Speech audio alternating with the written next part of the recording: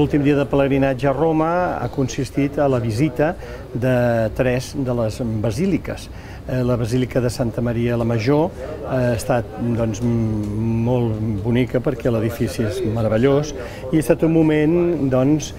intens també la visita a la Basílica de Sant Pau Extramurs, on davant del sepulcre de l'apòstol hem renovat la nostra fe amb el cant del Crec en un Déu, musicat pel mestre Romeu, que té aquesta nota de l'Església catòlica, apostòlica i romana, com ha subratllat el nostre cardenal.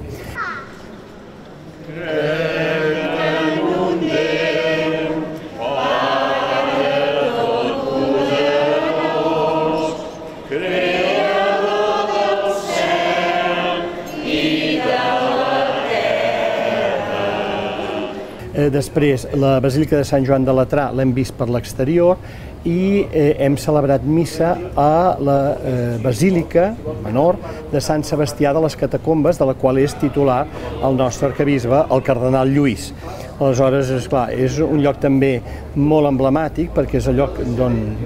durant segles van estar recollides les relíquies de Sant Pere i Sant Pau, es van venerar allí. Llavors ha estat una eucaristia, jo diria, més familiar, amb tot el grup, i després també amb la salutació del nou rector, el pare Carlo, ens ha saludat, és un franciscà, i ens han fet allà la foto de família a la Basílica.